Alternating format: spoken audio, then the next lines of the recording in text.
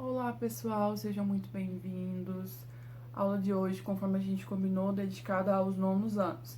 Lembrando que estou seguindo o cronograma lá do Conexão Escola, do programa Se Liga na Educação do Governo Estadual, tá bom? Então, o tema da semana 1 é esse daqui, ó. O mundo globalizado, as corporações e os organismos internacionais.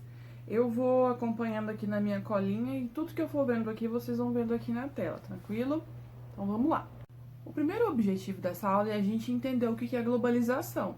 Eu preciso ressaltar para vocês que várias pessoas, vários estudiosos já criaram uma definição de globalização que às vezes não é a mesma. Pode ser parecida, pode ser muito diferente, mas quando eu pego o consenso, eu estou falando sempre de uma integração de diferentes espaços geográficos. Quando eu falo em integração, eu não quero que vocês pensem em um espaço colado ao outro, integrado apenas fisicamente. Porque quando eu estou falando de globalização, às vezes eu estou falando de espaços que estão separados ali no globo, né? Globalização, eu lembro aqui de globo, eu estou falando de mundo, né? Então, estou falando de todo o espaço geográfico aqui da nossa superfície do nosso planeta. Ou seja, países que não estão fisicamente próximos podem estar aí conectados, integrados nessa lógica da globalização. Ela pode acontecer através, especialmente aí, do mercado, circulação de produtos, circulação de dinheiro, né, de transações bancárias, de trabalho. A gente sabe que o trabalho é o que gera a renda na nossa sociedade capitalista, né? Então, essa é um dos elos mais fortes que causam essa integração entre os países, né? Associados a isso, a gente vê a tecnologia. Por exemplo, estou integrado a vocês nesse momento. Nós estamos ocupando o mesmo espaço geográfico nesse momento? Não podemos. Estamos em isolamento, distanciamento social. Mas através da tecnologia, da internet, do celular, do computador, a gente está integrado. Então, a tecnologia tem esse poder de aproximar pessoas que estão distantes, né? Aproximar informação. Eu estou transmitindo uma informação para vocês nesse momento. Tranquilo? A comunicação entra aqui também. Não só a comunicação falada, escrita, quanto a financeira, né? Novamente. Se eu deposito um dinheiro aqui na minha conta, por exemplo, e eu viajo para outro, sei lá, vou lá pro Rio de Janeiro pegar uma praia depois da pandemia. Se eu chegar lá, eu vou colocar meu cartão no caixa eletrônico e o dinheiro vai sair. O dinheiro precisou viajar fisicamente até lá? Não, foi simplesmente uma comunicação de dados que permitiu com que esse valor fosse transferido, certo? E os transportes. Gente, hoje em dia é muito fácil se você se locomover, né? Para quem tem recursos. Para quem tem recursos, eu posso ir daqui para o Japão no menor tempo possível. Antigamente, o sistema de transporte ele era mais lento, né? Eu dependia, às vezes, aí de navios, né? Então, o sistema de transporte ele evoluiu bastante. Hoje em dia, é muito rápido eu chegar de uma cidade a outra. Daqui para São Paulo, por exemplo, eu acredito que sejam 6, 7 horas se eu for de carro. De avião, 50 minutos, né? O tempo de tomar um lanche aí, de tirar um cochilo. Pisquei, cheguei em São Paulo. Daqui, eu tô falando de Berlândia, né? Saindo de Berlândia para São Paulo, então aí, questão de minutos, eu chego a outro destino. Para alguns estudiosos, eles falam que globalização é uma forma de eu definir essa fase atual do sistema capitalista, né? Que a gente está o tempo inteiro aí consumindo produtos que vêm de fora ou que são produzidos aqui com tecnologia estrangeira, né? Se eu pego uma fábrica, por exemplo, às vezes o produto dela é nacional, mas cada máquina que vai ser utilizada, por exemplo, às vezes cada máquina vem de um canto. Cada componente que eu vou usar no meu produto pode vir de um lugar diferente, né? Mas para outros estudiosos isso não é real. Esse processo de globalização para eles já começou há mais de 500 anos lá, com as grandes navegações, né? A gente viu aí na história aí os portugueses, né? Os espanhóis, holandeses e europeus de modo geral, saindo para o mar com seus navios, que era a tecnologia que eles tinham de transporte naquele momento, em busca de ocupar novos territórios para explorar, né? Para tirar matéria-prima ou para ocupar, para desenvolver um novo território, enfim, sempre com uma finalidade de desenvolvimento financeiro, né? De desenvolvimento econômico. Quando você observa esse mapa, você vê o quê?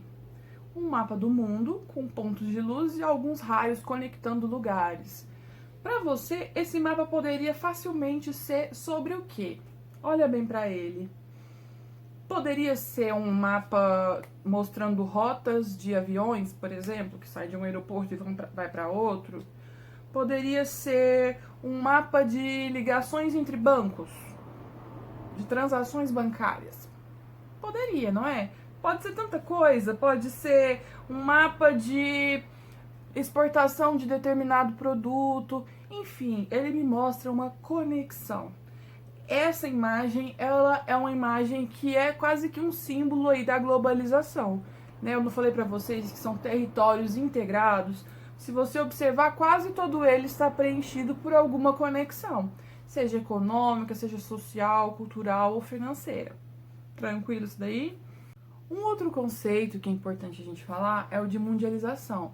Às vezes ele vai aparecer como um sinônimo de globalização. E às vezes para ele é dada uma ênfase diferente. A gente usa globalização usando com uma lógica mais econômica.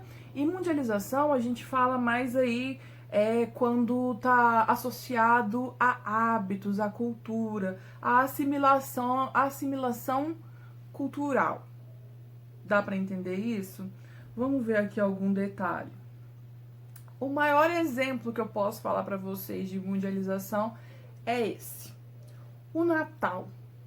O Natal aqui no Brasil, quando vai chegando dezembro, a gente repara nos shoppings, nas ruas, nas lojas, começa a se enfeitar tudo com pinheiro, né? Tá vendo? Tem aí uma árvore de Natal nessa imagem. Pinheiro nem é uma árvore nativa daqui do Brasil, né? As renas, alguém já viu uma rena num habitat natural aqui no Brasil? Eu nunca nem vi uma de perto, para falar a verdade. E o bom velhinho, né? O nosso Papai Noel aí, um senhor barbudo com roupas de inverno, né? Todo protegido, gorro, bota, casaco, bastante algodão, né? Bem quentinho ali. Na maior parte do Brasil e na maior parte do tempo nós temos um clima tropical, quente, né? Especialmente porque dezembro é verão no hemisfério sul, então mesmo nas regiões subtropicais vai estar calor. Seria uma boa ideia um Papai Noel desse, né? Se fosse real, gente, esse homem ia sofrer muito, né? Então, essa é uma assimilação cultural que a gente fez, voltada ao sistema capitalista, né? De compra, venda, presente, essa ideia que vem com Papai Noel, né? Tenho que dar presentes no Natal. Então, a lógica econômica trouxe essa ideia e a gente assimilou. Muitas crianças hoje acreditam em Papai Noel. Ai, meu Deus, será que alguém aqui acredita e eu tô acabando com as esperanças? Enfim, se a gente fosse falar de um Papai Noel brasileiro, algum desses aqui seria uma melhor opção, né? Um Papai Noel de pele mais escura, porque aqui no Brasil nós somos muito miscigenados, ou um Papai Noel de chinelinho ali, de bermuda, né? Com a camiseta da seleção brasileira. Esse Papai Noel talvez representasse um pouquinho mais a nossa cultura, né? Gente, brincadeiras à parte, eu quero que vocês entendam que o processo de mundialização, então, ele está associado a isso, tá bom? É muito parecido com a globalização. Tem pessoas que realmente consideram que um faz parte do outro, um caminha junto com o outro, só para você se familiarizar aí com o termo, tá bom? Aqui a gente percebe que a globalização, ela caminhou a passos lentos durante a Segunda Guerra Mundial, a Guerra Fria, e com o fim da Guerra Fria, quando acabou aquela polarização ali entre o capitalismo e o socialismo, e o lado capitalista tendo sido vencedor, a globalização, ela deu um boom, né? Ela se acelerou, inicialmente promovida pelos estados. Quando eu falo estados, eu tô falando das nacionalidades, dos países, né? Então era antes Estados Unidos e a antiga União Soviética. Quando acabou esse conflito ali, os Estados Unidos começou a propagar... Meu cachorro. Começou a propagar ali os seus ideais de consumo. E com o passar do tempo, com a ascensão do neoliberalismo, um modelo econômico em que o Estado vai diminuindo sua participação, o seu controle sobre as empresas, que é um movimento que a gente vive hoje, né? Então, as leis trabalhistas vão sendo flexibilizadas, as leis ambientais, os incentivos vão sendo dados para as empresas, e as empresas crescem tanto a ponto de elas serem, às vezes, mais importantes ali do que a regulação do Estado. E isso tendo acontecido, isso acelerou mais ainda o processo de globalização da forma como a gente está falando, a integração dos territórios. Beleza? E quando eu falo dessas empresas, eu estou falando de empresas grandes, poderosas, enormes e muito conhecidas. Se eu coloco essa imagem aí na tela, eu tenho certeza que se você não conhece todas essas marcas, você conhece a maioria. São empresas grandes que se destacam no setor que elas trabalham, que elas atuam, certo? Então, geralmente, uma empresa menor do mesmo ramo não tem a mesma chance, não tem tantas oportunidades ou encontra mais dificuldades de se estabelecer no mercado.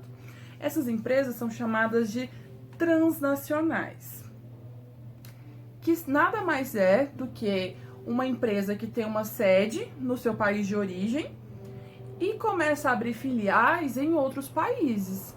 Geralmente, a sua sede está num país considerado aí desenvolvido, industrializado. E quando ela tem o sucesso lá, ela começa a expandir para países ainda em desenvolvimento, em busca de vantagens financeiras. Que vantagens são essas?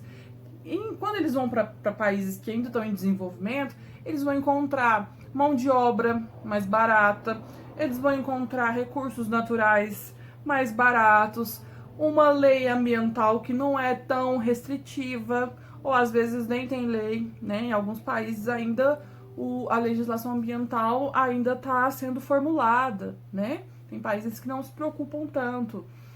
E os incentivos, né? Todo país que está em desenvolvimento acaba que gostaria de receber empresas desse tipo porque elas trazem trabalho, né? Geração de emprego ali naqueles territórios. Então, voltando aqui à imagem das empresas, essas aqui são grandes empresas. Algumas, pessoal, a gente nem conhece a sede. Por exemplo, o Facebook, né? A sede provavelmente tem um escritório lá, mas o Facebook faz parte da vida de quase todo mundo. Eu não preciso ir até a empresa para acessar o serviço dele, né? Tem esse outro aí, a Uber, por exemplo.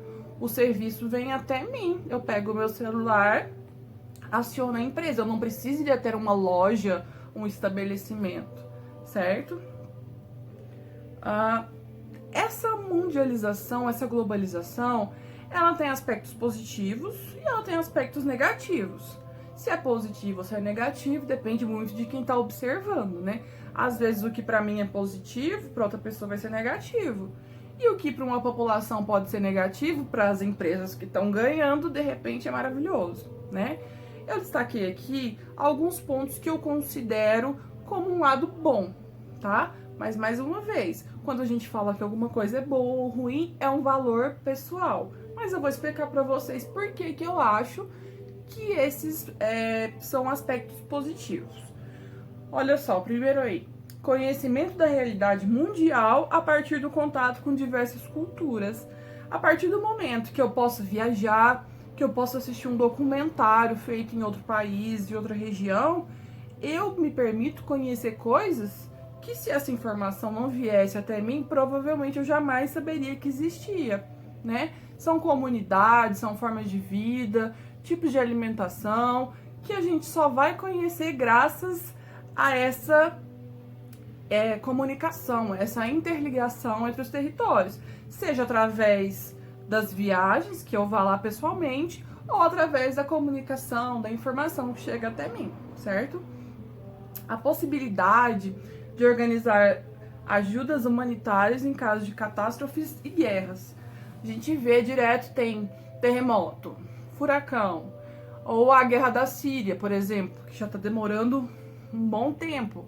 Então as pessoas começam a passar fome, a morrer com doenças, né, a propagar doenças, enfim, toda uma série de crise humanitária é estabelecida. Então, países que estão em melhores condições, como a informação chega até eles e muitas vezes ele tem condição ali de devolver algo positivo para aquelas pessoas que estão precisando, esse eu acredito que seja um aspecto positivo aí da globalização, né? A gente consegue acessar o outro e o outro consegue acessar a gente, então pode haver uma troca de ajuda. E eu tenho aqui o último tópico: alinhamento de vários países em torno de melhorias na qualidade do meio ambiente. Mais pra frente a gente vai ver aí que existem organizações internacionais responsáveis por alinhar esse tipo de pensamento, né? Então eu coloco aí países com linhas de pensamento parecido que vão fazer acordos para garantir o chamado desenvolvimento sustentável, né? Que é aquele que permite que o país se desenvolva economicamente sem agredir de forma irreversível o meio ambiente, que esse meio ambiente possa ser recuperado e de forma a garantir, nossa, quase não sai, de forma a garantir recursos naturais para gerações que venham aí no futuro. Para exemplificar o lado bom, eu quero que vocês pensem aí no conhecimento de outras culturas, na quantidade de séries, de filmes e de músicas que a gente consome que vem de fora, né? A maioria aí dos produtos que a gente consome não são daqui. E a gente vê muita coisa boa, mas eu não preciso ir tão longe fora do país. Se eu penso aqui no Brasil, por exemplo, nas danças, eu coloquei nessa imagem, né, o famoso passinho aí. Eu vejo sempre meus alunos dançando isso na educação física, no recreio. Às vezes o movimento surge no Nordeste, em Recife, por exemplo, ou quando ele é mais associado ao funk, no Rio de Janeiro, né? Alguém dança isso na internet, no Instagram, coloca no YouTube, em menos de um dia e todo mundo já tá fazendo o mesmo passo, não é verdade? Então é uma forma aí das pessoas estarem conectadas e às vezes elas nem percebem. Às vezes a pessoa inventa ali uma música, uma dança, e em pouco tempo isso já tá tão disseminado pelo país todo que ninguém sabe dizer muito bem onde começou. Já essa imagem aqui eu utilizei para dar o exemplo aí das ajudas humanitárias, né? Nessa foto de cima a gente vê a distribuição de alimentos, né? E na parte de baixo, distribuição de água. Dois elementos essenciais aí na sobrevivência do ser humano e claramente em condições ali que o pessoal tá passando por um estado de calamidade pública, certo? Seja uma guerra ou algum desastre natural. O lado ruim do negócio, né? Coloquei aqui 4 itens que eu considero que sejam os aspectos negativos aí, não os únicos, tem muito mais, né? Mas destaquei 4 aqui pra gente ver como exemplo dos aspectos negativos desse movimento da globalização, tá? O primeiro deles seria a massificação cultural. Quando eu falo massificação, eu tô me referindo à massa. Vocês já viram uma massa de pão? Quando você pega uma massa de pão, você olha ali, você consegue saber o que é farinha, o que é leite, o que é fermento? Não, tá tudo igual, misturado, homogêneo. Você não consegue separar mais os ingredientes. Quando eu falo em massificação cultural, eu quero dizer o quê? A gente às vezes assimila tanto uma cultura que não é nossa, que de repente a nossa vai significar menos, ou vai ser esquecida. Todo mundo vai gostar da mesma coisa, todo mundo vai fazer a mesma coisa. Enfim, acaba que se perde as características que são consideradas únicas, a valorização daquilo que é simples, aquilo que é autêntico, tá? Isso acontece. Um exemplo aí são, eu dei o exemplo do passinho, vou voltar aqui com as músicas, né? Acaba que no Brasil a gente tem uma propagação de poucos estilos musicais, por exemplo. A gente tem uma massificação de estilos musicais. Todo mundo aí, a maioria das pessoas, acaba escutando os mesmos ritmos sempre. ela não vai conseguir, às vezes, se dar a oportunidade de conhecer uma coisa nova. Ah, essa música é chata. Enfim, a gente precisa meio que contornar essa situação, sempre buscar valorizar aí o que é nosso, o que é raiz, o que é cultural, o que é diferente, né? Então, esse seria aí o primeiro aspecto negativo. O segundo, a rápida propagação de doenças. Preciso nem falar nada, né? Coronavirus! Tô gravando aqui pra vocês do meu quarto. Coronavírus. O negócio começou em novembro, dezembro lá a aparecer na China. E aí, janeiro, fevereiro, já teríamos casos aqui no Brasil. E no resto do mundo todo, né? Daqui a pouco eu vou colocar um mapa aí pra vocês.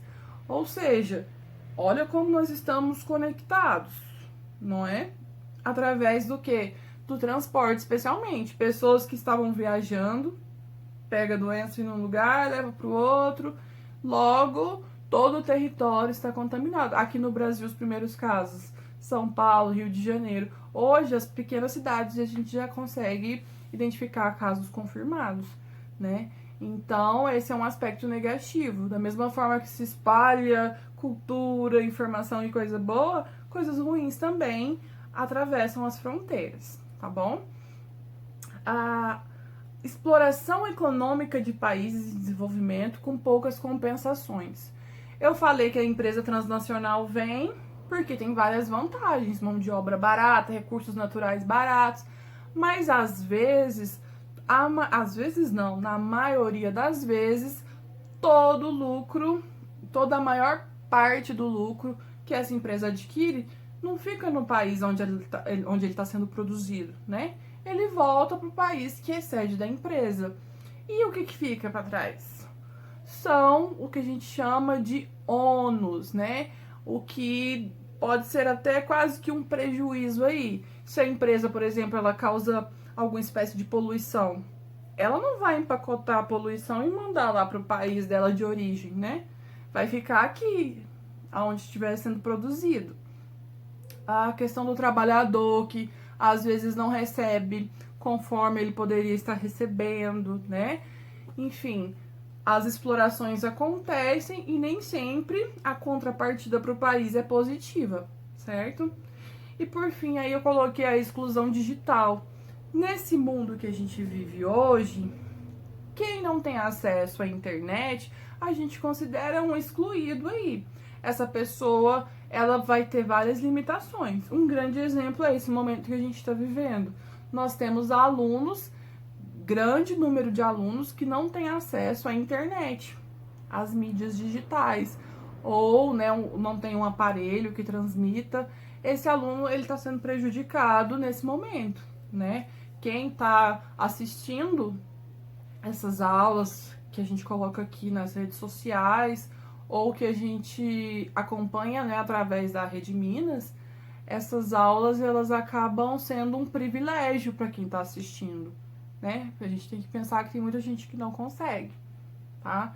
Então, essas pessoas, elas ficam ali à margem da sociedade, né? E não só com a escola, né? A gente está falando de transações bancárias, de fazer investimentos, de informação, né? Tem casa aí no centro do Nordeste brasileiro ainda que não tem acesso à energia elétrica, ao básico, né? Que dirá sistemas de comunicação. E esse mapa aqui eu coloquei pra gente ver a questão da disseminação do Covid, né? Da doença do coronavírus. A gente vê aí o mapa do mundo praticamente aí todo pintadinho, né? Onde tem a bolinha vermelha aí é onde foi confirmado casos, né? A gente pode ver que quanto maior a bolinha, maior o número de casos.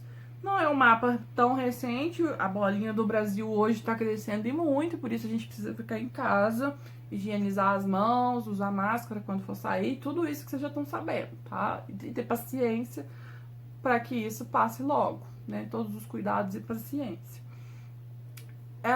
Esse mapa, ele mostra pra gente como é que nós estamos conectados, né? Por fim, pessoal, tem aqui as organizações internacionais. Quando eu falo das empresas ou corporações transnacionais, as empresas que a gente estava falando antes, que vão para produzir riqueza, né? Trabalho, tô falando de uma coisa.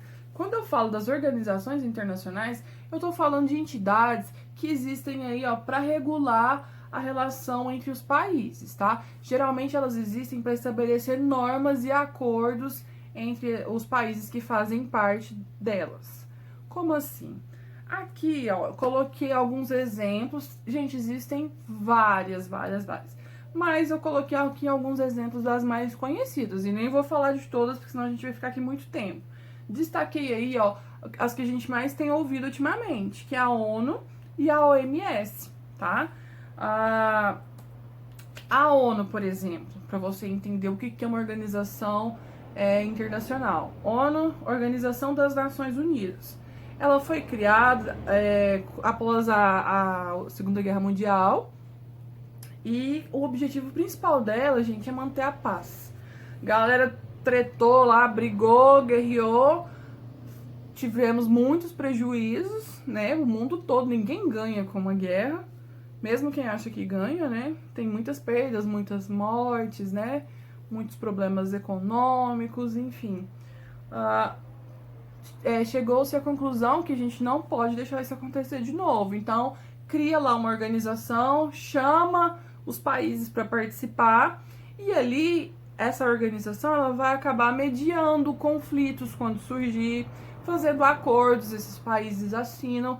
Ela não tem o poder de falar assim, não, Brasil, você não vai fazer isso, Estados Unidos, você não pode.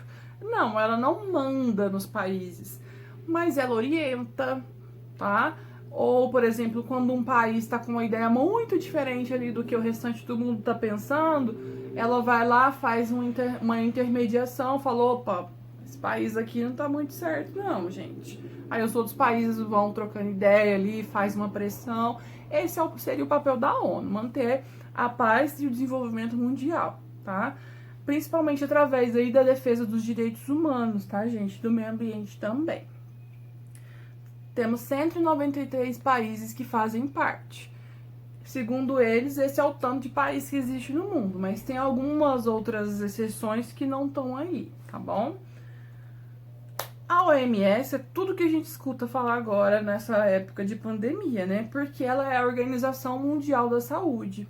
Olha aí o objetivo dela: promover a saúde mundial através do incentivo à pesquisa, divulgação de informações relevantes e orientações gerais aos países. Pegando o exemplo da pandemia, pesquisa.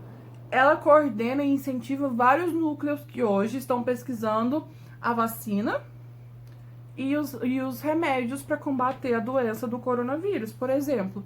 Não que ela faça imediatamente, mas ela pode criar um fundo em que os países coloquem dinheiro e ela possa injetar isso nas pesquisas, tá?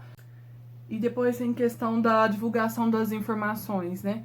Desde o começo da pandemia, a Organização Mundial da Saúde está sempre informando, olha, melhor fechar os aeroportos, olha, tal remédio serve, tal remédio não serve, olha, galera, vamos usar máscara, todo mundo. São orientações que vêm através dos estudos que eles fazem e que se mostram melhores para combater, no caso aqui, a doença, tá? E as orientações aos países que eles têm feito, né? Para vocês verem aí, eles têm 196 signatários do Regulamento Internacional aí de Condições Sanitárias. Por exemplo, já tem 3 a mais do que a própria ONU, né? E a OMS acaba que é uma agência da ONU. Depois a gente entra nesses detalhes aí num outro momento, tá? Pessoal, por hoje é só.